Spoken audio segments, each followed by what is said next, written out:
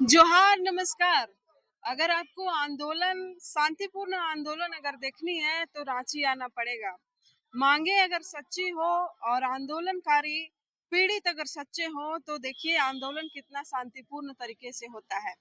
भले ही आपस में तू मैं हुआ, लेकिन आज एक बहुत बड़ी खबर सामने निकल कर आ रही है कि देवेंद्र नाथ महतो आमरण अनशन भूख हड़ताल पर बैठ गए हैं। जी हाँ, आप सही सुन रहे हैं कि वो भूख हड़ताल पर बैठ गए हैं। यहीं पे टेंट है सामने, देख सकते हैं कितना भीड़ लगा हुआ है, लोगों का सब वाइट वगैरह ले रहे हैं। और ये कहा नहीं जा सकता है कि उनका ये अनशन कितना दिन तक चलेगा। जो भी मांगे हैं वो अगर पूरी होती है तो कल ही वो अनशन तोड़ देंगे, लेकिन जो छात्र हैं वो अलग से उधर टेंट लगाए हैं, उन लोगों का भी मांग वही है जो इनका है। लेकिन छात्रों के लिए वो अनशन पर बैठे हैं, ये बहुत बड़ी बात है। और सुनिए देवेंद्र नाथ महतो क्या कुछ कह रहे हैं अनशन बैठने से पहले। शुरुआत आज ही के तारीख आज से जस्ट एक महीना पहले से शुरुआत हुई है। जिस दिन 14वीं पीटी परीक्षा का रिजल्ट आया और उसी के साथ यह विवाद शुरू हुआ कि रिजल्ट के साथ साथ न कट ऑफ अंक जारी किया, न ही कई तरह के पारदर्शिता और जवाबदेही को सुनिश्चित किया गया। और उसके बाद एक OMR कार्बन कॉपी हम लोग के हाथ आया, जो आप लोग के मीडिया के समक्ष उसको प्रस्तुत किए। और पिछले 5 जुलाई से हम लोग इस लड़ाई को शुरू किए और रिजल्ट के साथ साथ मात्र 16 दिन का मुख्य परीक्षा के लिए समय दिया गया था, 18, 19 और 20 जुलाई को। तो हम लोग कई गड़बड़ी को, ठोस साक्ष्य को हम लोग एकजुट करके 7 जुलाई को महामहिम राज्यपाल जी के समक्ष प्रस्तुत किया। 8 जुलाई को यही अल्बर्ट एक्का चौक में सबसे पुतला दहन की आंदोलन का शुरुआत करते हुए, और 20 जुलाई को माननीय मुख्यमंत्री जी से मुलाकात किया, और 21 जुलाई को फिर से दोबारा महामहिम राज्यपाल जी से मुलाकात किया। और 21 तारीख से ही JPSC में कार्रवाई शुरू हुई, CID जांच शुरू हुआ और उसके बाद लगातार छापेमारी हुई। उसमें श्वेता गुप्ता, अभय तिवारी जैसे कई कुल 11 लोग गिरफ्तार भी हुए। चेयरमैन एल खियांगते का इस्तीफा भी हुआ।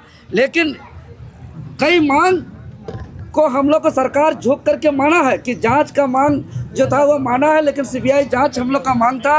हालांकि फिलहाल हम लोग का आंदोलन से सरकार झुकते हुए एक CID जांच का शुरुआत किया है। साथ ही साथ जो मुख्य परीक्षा का घोषणा किया था उसको भी स्थगित करने में, सरकार को घुटना टिकाने में हम लोग सफल हुए। लेकिन जब इतना मामला सामने आया, जांच के माध्यम से जानकारी हुई कि TDPL जैसे ब्लैकलिस्टेड कंपनी के माध्यम से कई परीक्षाओं का आयोजन किया गया है, और जो वायरल OMR हम लोग दावा ठोका था वो सुमन सौरभ भी गिरफ्तार हो गया। लेकिन आगे हम लोग को जो वर्तमान परिस्थिति आयोग और सरकार की तरफ से देखा जा रहा है, जो मुख्य परीक्षा को रद्द नहीं किया गया है अभी तक, तो जो मांग पत्र मुख्यमंत्री जी को सौंपे थे और जो मांग पत्र महामहिम राज्यपाल जी को सौंपे थे, उसमें बहुत मांग हालांकि पूरी हुई है, लेकिन बहुत मांग पूरी नहीं हुई है। इसीलिए आज हम लोग आगे पिछले 25 जुलाई से जो सत्याग्रह शुरू किए थे, इसी बीच में सत्याग्रह के चौथे दिन बापू वाटिका से हम लोग जयपाल सिंह मुंडा स्थानांतरित किए स्टेडियम में, और 5वें दिन हम लोग पूरे प्रदेश से छात्र का आह्वान करके संविधान मार्च किया। और आज 11वें दिन हम आज 9वां दिन एक सत्याग्रह को, ये JPSC JSSC भ्रष्टाचार मुक्त भर्ती अभियान को सत्याग्रह के साथ साथ एक नए आंदोलन का शुरुआत कर रहे हैं कि आज से हम भूख हड़ताल पर जा रहे हैं। और ये सरकार जब तक जो मांग पत्र हम सौंपे हैं, वो सभी मांग पत्र जब तक हमारी नहीं मानी जाएगी, तब तक हम आज से अन्न को त्याग कर रहे हैं और अन्न का हम ग्रहण नहीं करेंगे, और जब तक हमारी मांग को पूरी नहीं की जाएगी। सर, पानी वगैरह पीजिएगा कि नहीं? जो भूख हड़ताल का नियम है, उस भूख हड़ताल के तहत जो तरल पदार्थ लेने का नियम है उसी को लेंगे।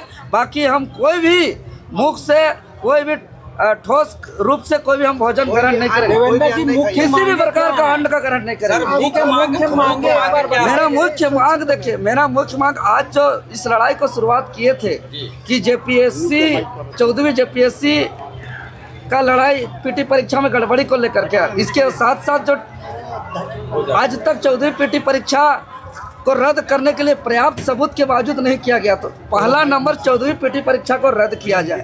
दूसरा मांग है कि टीडीपीएल ब्लैकलिस्टेड एजेंसी के द्वारा जितना भी परीक्षा आयोजन किया गया उस पर सीबीआई जांच करके अगर उस पर गड़बड़ी पाई जाती है तो उसको भी रद्द किया जाए, और साथ ही साथ इस जांच से जेएसएससी सीजीएल का भी तार जुड़ गया है उसका भी सीबीआई इंक्वायरी हो। और ये तमाम मांग जब तक हमारी नहीं मानी जाएगी तब तक हम अन्न का ग्रहण नहीं करेंगे, हम अन्न का त्याग करते हैं। सर सीआईडी पर आपको भरोसा नहीं अपने राज्य सरकार के सीआईडी पर? जी अभी तक कि आप सरकार से डिमांड कर रहे हैं, सरकारी का पार्ट है सीआईडी, तो आपको उस पर भरोसा नहीं है सीआईडी पर? जी बिल्कुल, पहले की जांच का अगर हम इस परंपरा को देखेंगे तो सिर्फ जेपीएससी पर 11 विभिन्न भर्ती परीक्षाओं पर अलग अलग परीक्षाओं पर सीबीआई जांच हो चुका है, सीजीएल पर भी सीआईडी जांच हुआ, लेकिन जांच से छात्रों को न्याय नहीं मिला। ये एक तरीके से औपचारिक है, युवाओं के आंखों में धूल झोंकने जैसा है, इसलिए जांच पे हम लोग का भरोसा नहीं है। तत्काल रद्द करिए और पूरा रिफॉर्म करिए जेपीएससी जेएसएससी को। सर एक बड़ा सवाल ये खड़ा हो रहा है कि आप एक जांच का मांग कर रहे हैं सीबीआई का, दूसरा आप इस्तीफा भी मांग रहे हैं मुख्यमंत्री का।